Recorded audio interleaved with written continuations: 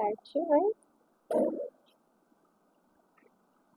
eu apagar a luz. Você já colocou para gravar? Vou só apagar a luz aqui que eu acho que é melhor. Bom, então, boa noite para todo mundo. Esse material eu mandei para vocês na sexta, certo? Acho que foi na sexta, não sei se você já disponibilizou para o pessoal, tá?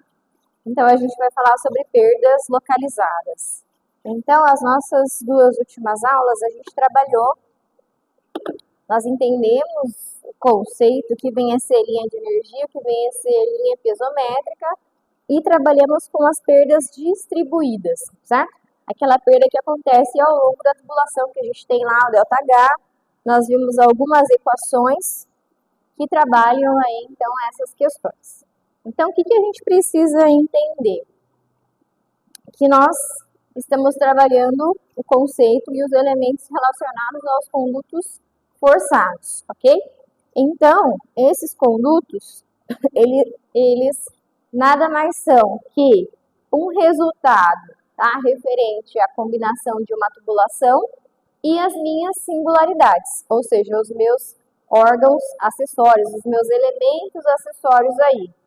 Então, quando a gente fala em tubulação, eu me refiro a um tubo, independente aí do diâmetro que ele tem. Então, a gente sabe que essa tubulação, ela vai ter uma perda de carga ao longo de toda a sua extensão. Então, por isso que a gente fala que são perdas lineares, em função não só do diâmetro, mas também do comprimento daquele elemento ali, tá? E quando a gente fala em singularidades, eu posso ter diversos tipos de elementos cuja escolha vai depender daquilo que eu preciso. Então, se eu preciso mudar a direção de um curso d'água, se eu preciso aumentar ou diminuir a velocidade, se eu preciso aumentar ou diminuir a pressão, eu vou avaliar se eu vou precisar de uma curva, se eu vou precisar de alguma outra conexão diferente. Se eu preciso reduzir uma vazão, eu vou instalar o quê? Um registro, uma válvula, alguma coisa desse tipo. Se eu preciso injetar energia no meu sistema, vou colocar uma bomba. Se eu preciso retirar a energia desse sistema, opto então por uma turbina, tá? Então, todos esses elementos que vocês conhecem são essas singularidades ou são esses acessórios que nós temos, tá? Então, em relação a isso, o que a gente precisa observar? Se na tubulação eu tenho perdas que são lineares, nas singularidades, nos meus acessórios, eu tenho perdas que são localizadas. Então, para cada tipo de acessório, eu tenho um valor que nós chamamos de valor de K, que é um coeficiente adimensional relacionado, então, a essa perda, ok? Então, a gente vai ver umas tabelas mais adiante, mas é importante que a gente tenha isso claro. Então, só reescrevendo de outra forma aqui. A gente está trabalhando com instalações que vão fazer esse transporte de água, seja por gravidade ou seja por bombeamento, mas essa água estará sob pressão, certo? Em função disso, a gente tem as tubulações e os acessórios. Quando a gente fala em tubulações, preciso montar ela em sequência, então vamos supor, eu preciso transportar água lá de um manancial até a minha casa. Então, eu vou ter as minhas adutoras, que elas podem ser de vários tipos. Eu tenho uma adutora de água bruta, que vai recalcar a água do manancial e vai mandar para a ETA. Tenho uma adutora de água tratada, que vai mandar da ETA até o reservatório. Tenho uma adutora que vai fazer essa reservação, que vai mandar para outros reservatórios até que eu possa distribuir essa água, tá? Então, por isso que a gente tem eixos que são retilíneos. No caso dos acessórios, a gente tem uma infinidade de materiais. Vocês já devem ter visto os manuais da Tigre, de várias outras empresas.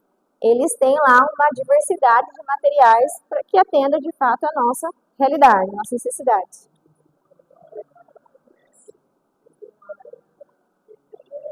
Isso.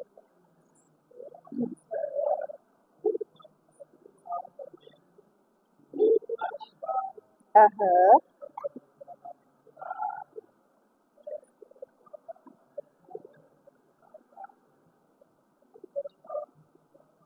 Isso, exatamente. No caso, o sistema de lodos ativados é um sistema para tratamento do esgoto, certo? Porque o frigorífico ele tem lá as suas particularidades. Ele tem o esgotamento sanitário, o esgoto doméstico, que a gente chama, que é proveniente de cozinha, banheiro, enfim.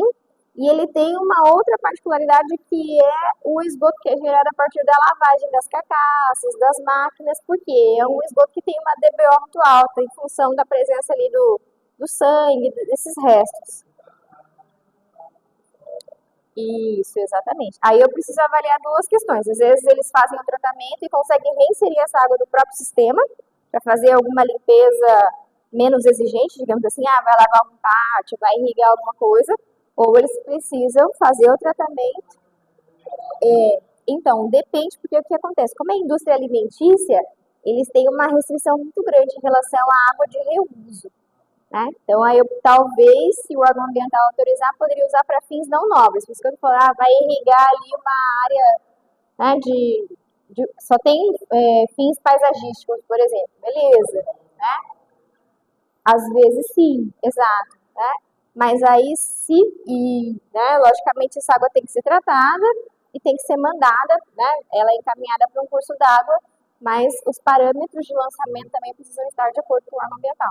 Então, isso aí é uma questão bem séria, especialmente por conta da peculiaridade do tipo de efluente que o frigorífico gera, tá? Em função disso aí. Os acessórios, então, a natureza diversa, as válvulas que a gente comentou, ou as máquinas hidráulicas, tá? Então, eu tenho acessórios, esses dois elementos aí. Beleza, mas quais são as opções? Então, eu trouxe aqui alguns exemplos para a gente poder visualizar, tá? Eu tenho aqui, basicamente, as minhas tubulações, e aí vocês observem que eu não consigo, por exemplo, traçar uma linha, eu não conseguiria mandar essa água dessa forma aqui, concordam comigo? Vou pegar aqui, vou mandar daqui para cá, direto. Ainda não sei se descobriram algo desse tipo, mas de qualquer forma, eu tenho aqui, né, uma perda de carga, eu vou precisar de algum acessório para tirar essa água da tubulação para cá e para mandar para cá, certo? Então, nesse exemplo de instalações de bombeamento, a gente pode trazer como exemplo, uma perda de carga aqui, mais uma aqui, eu tenho bombas aqui, certo? Mais uma perda de carga, outra perda de carga, ou seja, onde eu tenho todas essas entradas e saídas aqui, a gente tem perda. Então, se a gente for contar 1, 2, 3, 4, 5, 6, 7, 8, 9, 10, 11 perdas que eu tenho só nessa instalação aqui de bombeamento, tá? Um outro exemplo que a gente tem lá na nossa casa. Então, eu tenho a água que está chegando da rede, certo? Passa pelo meu cavalete, é feita a medição. Por isso que a gente fala que toda alteração que eu fizer daqui para cá, eu me responsabilizo, certo? Qualquer alteração que ser feita daqui para cá, a responsabilidade é da concessionária, tá? Então, é essa questão aí que a gente precisa observar. Então, essa água, ela vai chegar. Então, olha só, ela já vai sofrendo perdas aqui, tá? Mas o que acontece? Eu preciso garantir que essa água, a hora que ela chegar aqui, ela chegue com uma pressão mínima de 10 MCA, tá? Não pode chegar maior que isso. Existem algumas situações em que esse valor é maior? Com certeza. Por exemplo, se eu estou num prédio de 25 andares, vai chegar 10 MCA aqui, pronto, vai abastecer o térreo e olha lá, tá? Então, precisa ter uma pressão maior para poder mandar essa água, e aí a própria norma, eu preciso avaliar no projeto, porque essa água ela vai descer, parte dela vai abastecer, né, os andares ali, talvez os 4, 5 últimos andares, tem uma outra parcela que abastece os demais ali. Então, eu preciso ver como é que esse projeto está organizado em relação a isso. E por isso que a gente tem as válvulas redutoras de pressão também. Porque chega com uma pressão, se for distribuída a pressão que está, aí vai estourar tudo lá. Então, essa é uma outra questão que a gente precisa observar. Então, a água chega lá, vai para o reservatório. O que a gente observa também? Normalmente, nas casas, eu tenho uma caixa d'água ali. Se eu estou falando, não sei se vocês conhecem ali o ginásio do Colégio Auxiliadora. Já passaram por ali? Não? Depois a gente mostra ali, mas na Mato Grosso, com a Pá do João Cripa, bem ali naquela esquina, se vocês observarem, tem um aljibre ali, tá? Então ele fica em tese no nível ali, né, da calçada, para quem está do lado de dentro da escola, porque é bem alto ali. E abastece, né, o ginásio, enfim. Então eu tenho essa particularidade. Se eu estou falando de outros condomínios, eles têm os castelos d'água, tá? Que aí o sistema de abastecimento é diferente, tá? Então, nesse caso, desce aqui para banheiro, para cozinha, para área de serviço, enfim, e vai para o quintal. Então, seria um exemplo também de uma instalação predial em que eu vou ter as perdas localizadas e as perdas distribuídas. O mesmo acontece quando a gente estiver falando em um sistema de irrigação. Aqui é um sistema bem simples, que a gente observa que a água escoa por gravidade, tá? E tem um sistema aqui de gotejamento dessa água. Mas ao longo de toda a minha tubulação eu também tenho as perdas. E aqui é interessante nesse sistema porque eu tenho uma saída de ar aqui. Justamente para evitar que isso atrapalhe aqui o caminho que essa água vai percorrer. Certo? Beleza. Mas e por que essas perdas ocorrem, tá, pessoal? Basicamente por dois motivos aí. Se eu preciso promover alterações na direção do fluxo, vocês já perceberam aqui na UCDB a água que abastece o ar-condicionado, de onde ela vem? Já repararam isso aí? Depois a gente dá uma volta aí para vocês. Exatamente. Exatamente. Então, atrás da igreja ali, a gente tem o chiller, que é um sistema de refrigeração, um sistema aí de ar-condicionado, que também não é o mais eficiente, né? A gente teve um TCC alguns anos atrás que, não, o chiller ele tem eficiência C. Não é tão eficiente aí. Também, né? Mas é por conta do tamanho da universidade. Tudo bem que nem toda ela é abastecida por esse sistema, tá? Por exemplo, o administrativo não é abastecido. Eu acho que o Biosaúde não. Né? E as clínicas eu não lembro agora se são ou não. E o Nuprajur lá, aquele local. O OVET, né? Exatamente.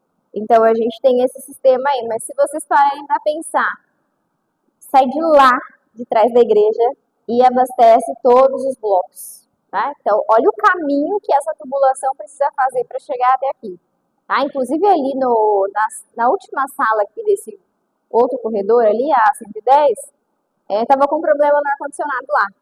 Aí eles precisaram, tem uma válvula que fica próxima às salas, eles precisaram, né? Mexer ali, fechar, fazer a manutenção para poder voltar a atender aqui, tá? Mas a água vem de lá, abastece todas as salas e volta para lá. Porque ela passa, a hora que chega lá, ela passa por um processo de tratamento, essa água é tratada e parte dela, quase que a totalidade, é reaproveitada. Tá? Então, uma quantidade mínima eles retiram ali do poço para poder completar, para poder abastecer aqui toda a universidade.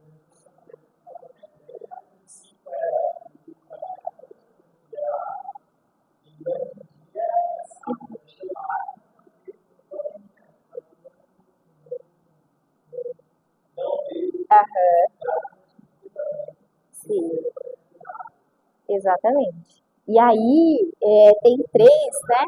São 3 reservatórios que eles têm de água lá. E aí isso foi construído por partes, né? Fizeram o primeiro, depois o segundo, enfim. Inclusive a biblioteca acho que foi um dos últimos lugares que foi abastecido. Se vocês observarem, ela vem uma tubulação toda subterrânea. A hora que ela chega na frente da igreja, sobe, tem uma gradezinha verde, sobe, passa ali por cima e desce, né? Pela cobertura ali até chegar até a biblioteca. Então é bem interessante isso aí.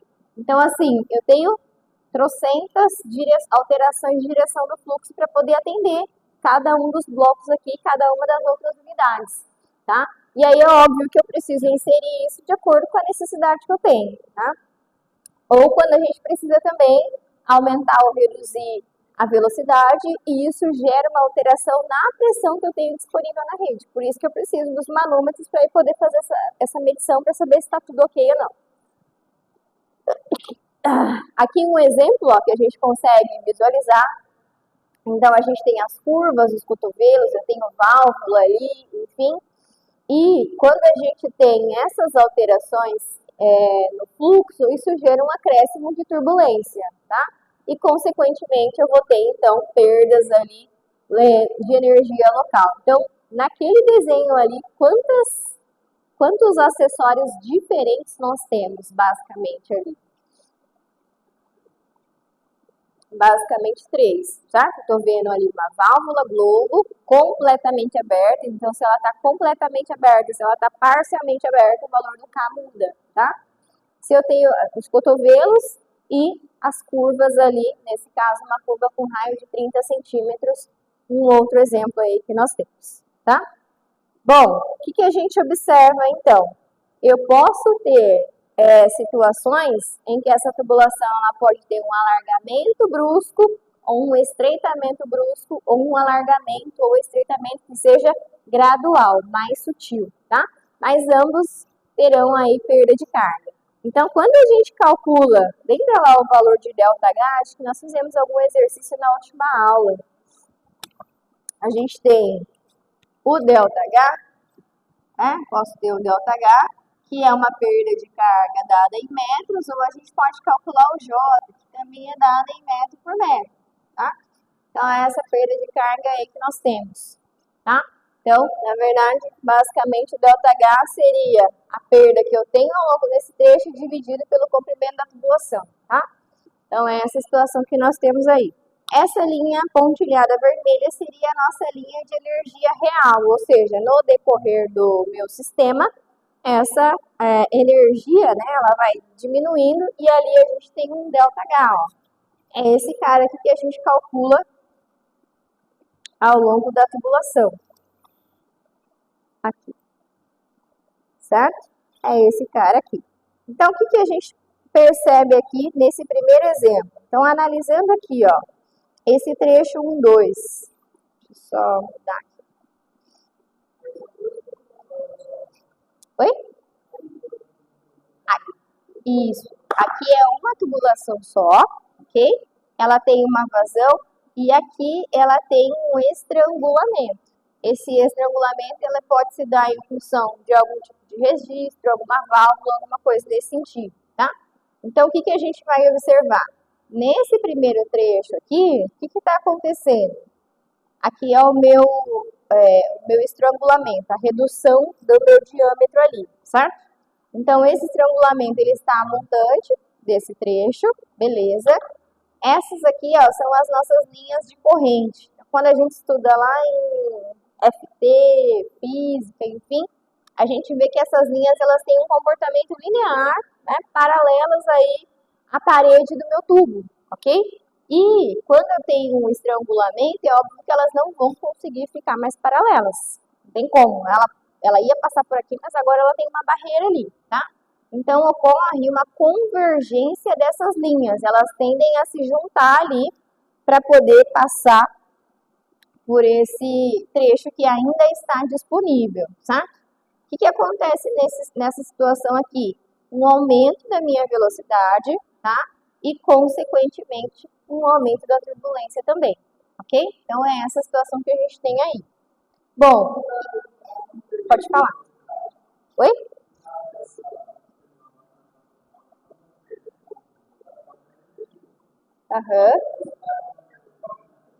Não perde. Porque o que acontece? Lembra lá na equação de Bernoulli que a gente tem? A pressão mais a carga cinética mais a carga potencial. Então, eu tenho esses dois elementos dos dois lados e soma ali um final. Tá? Então, como o diâmetro não alterou, mas sim houve ali um estreitamento, a tendência é essa velocidade ela aumentar. Exatamente, né? É aquele... Isso, porque eu tenho o mesmo volume, a mesma vazão, passando por um espaço menor agora, né? A impressão que dá é aquela hora que o ônibus chega no terminal, aí todo mundo quer sair ao mesmo tempo, todo mundo quer entrar ao mesmo tempo. Parece essa ideia, porque não muda, o diâmetro não mudou, ali nesse caso mudou, né? Houve um estreitamento ali, mas é a mesma ideia, né? Nesse sentido aí. Tá? Trecho 2, 3, o que está acontecendo ali agora? Esse trecho aqui que a gente está analisando, ó. Já passou, né? Ufa, aliviou agora aí. Qual que é a situação que nós temos? É um trecho de jusante, então isso aqui é uma nomenclatura que a gente usa bastante. A montante é antes, jusante depois, certo? Isso aí, quando a gente for trabalhar lá em saneamento, também precisa ficar claro, porque são referências importantes para a gente poder calcular vazão, enfim, tudo isso, tá? O que está acontecendo aqui? Aquelas linhas que convergiram aqui nesse trecho, elas passaram agora a retornar, digamos assim, ao seu espaço natural. Então, a gente tem uma divergência dessas linhas de corrente. A velocidade, como vai desacelerando aqui, ó, porque passou a ter mais espaço, ocorre uma desaceleração e, consequentemente, uma redução da velocidade. E aí pode também ocorrer a formação de vórtices, que são aquelas, né, como se fossem uns espirais, assim, que são formados em função da turbulência ali, tá? E eu também passo a ter, ó, a minha linha de energia vai diminuindo, né? Perda de energia aí por calor, certo? Então, só para a gente entender.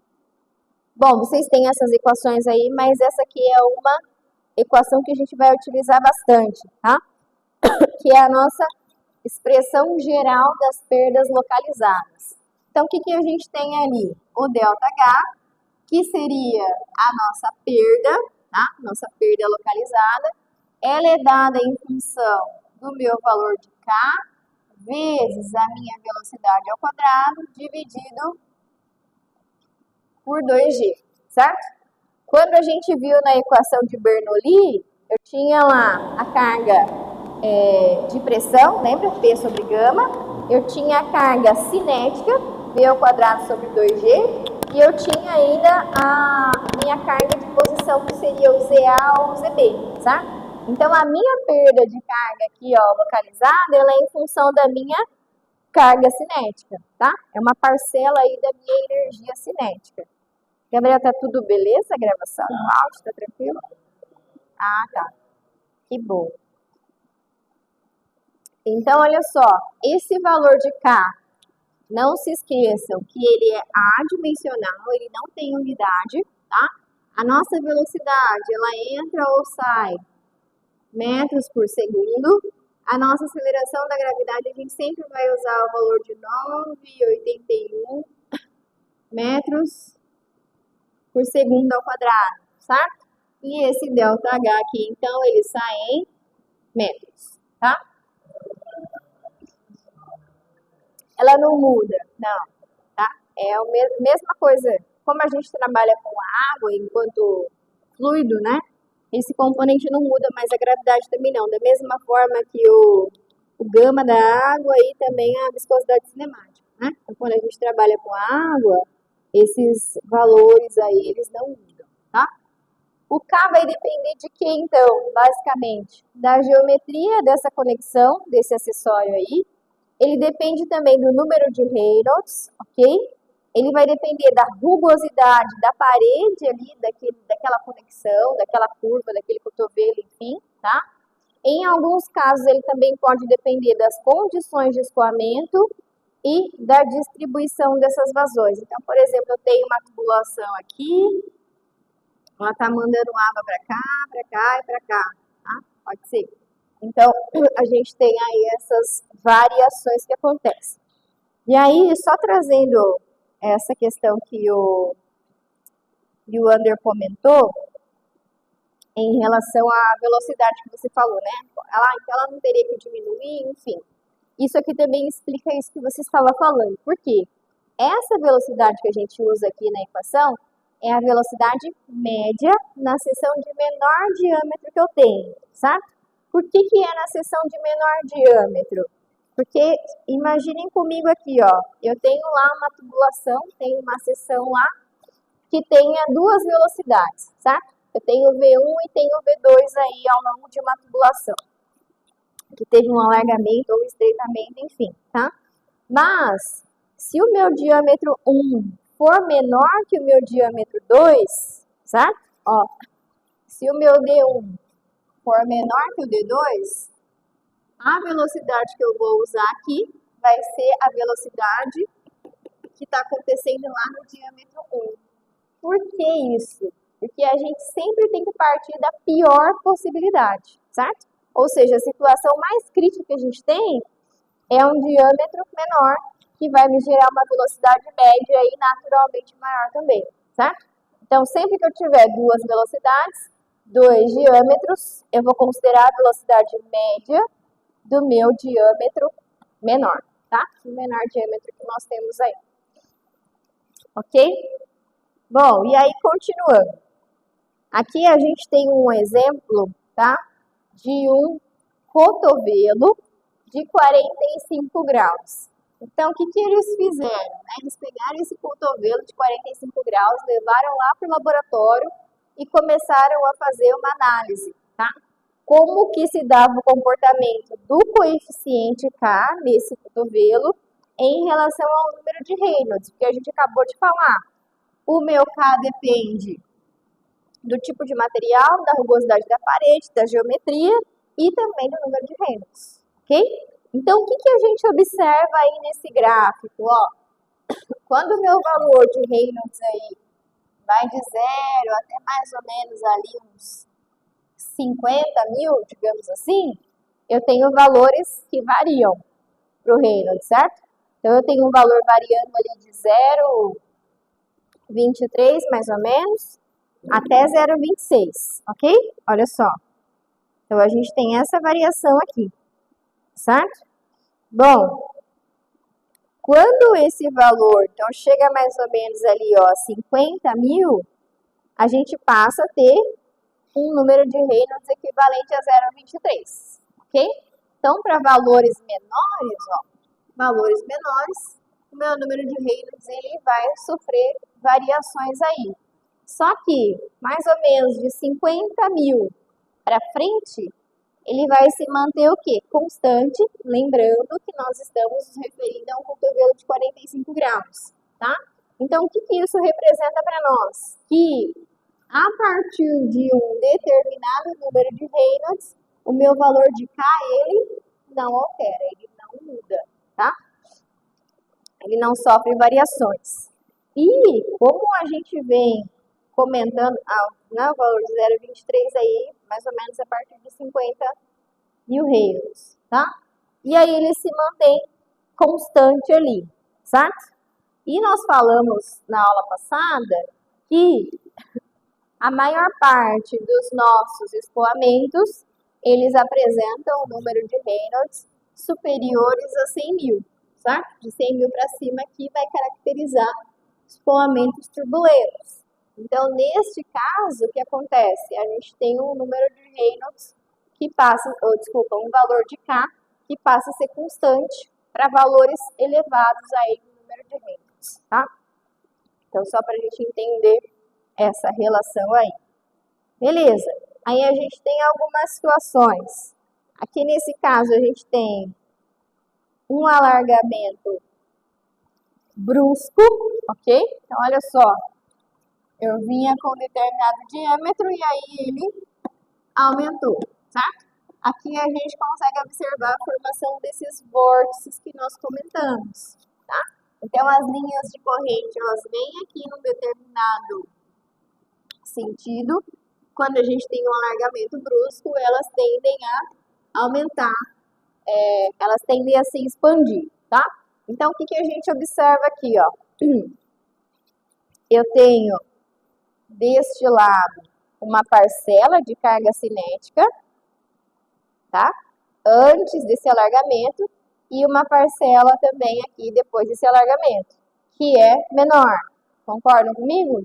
E aqui a gente passa a ter o nosso ΔH, seria a nossa perda de carga localizada, porque houve aqui uma alteração no diâmetro, certo? E aqui uma velocidade V1 e aqui ao final uma velocidade V2. Então, neste caso, por que o nosso, só lembrando, a fórmula é a mesma que está aqui no quadro, mas o que mudou, que a gente adotou o valor de V1, porque o V1 corresponde ao menor diâmetro, ok? Então, por isso, esse V1 aqui é referente a esse trecho aqui que eu tenho o diâmetro 1, tá? Ok? Quando a gente tem aí uma contração brusca, ó, então a velocidade, a vazão está vindo nesse sentido aqui, ó, tá? O que acontece? Mesma coisa, minha fórmula não muda, tá? Porém agora, por que é o V2? Porque o meu diâmetro menor está onde? Aqui, ok? Então o V2 é referente a esse diâmetro aqui. Aqui a gente tem o valor da energia cinética, V1 ao quadrado sobre 2G. Aqui ela passa a ser um pouco maior, ok? E o que a gente vai calcular, de fato, é esse valor de ΔH. Esse ΔH aqui é esse ΔH aqui, certo? Então ele depende da velocidade, da aceleração da gravidade e do coeficiente aí referente àquele meu acessório ali, tá?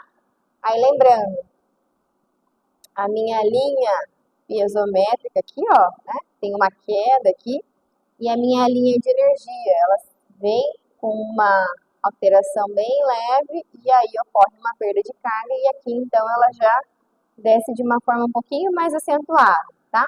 Paralela aí à minha linha piezométrica, tá? Paralela piezométrica aí, tá?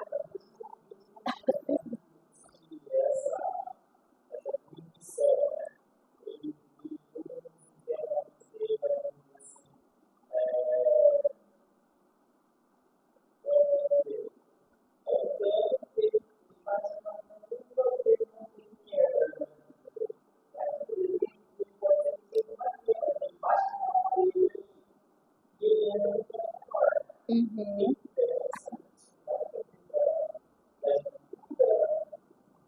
Então, o que eu preciso observar? Aqui a gente está vendo que é uma contração brusca, foi uma contração rápida, né? Pode ser que eu tinha uma tubulação e seria uma outra menor aí. Então eu tenho essa perda aqui. Agora, se a gente tem, você falou de uma curva, né?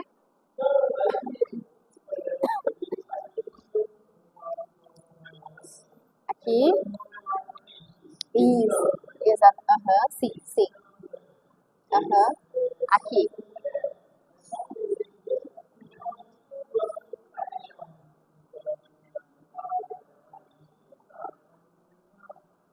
Ah, sim.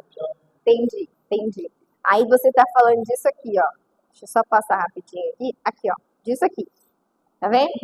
Então eu tenho tipos de saídas que são diferentes. Naquele exemplo lá, é como se eu tivesse uma borda reta ali. Né? O que acontece? Às vezes eu tenho um reservatório aqui, eu encaixei uma tubulação e é exatamente aquele exemplo anterior lá. Então, eu tenho uma tubulação ali, então ele vem, né, tem uma área bem maior e vai sair por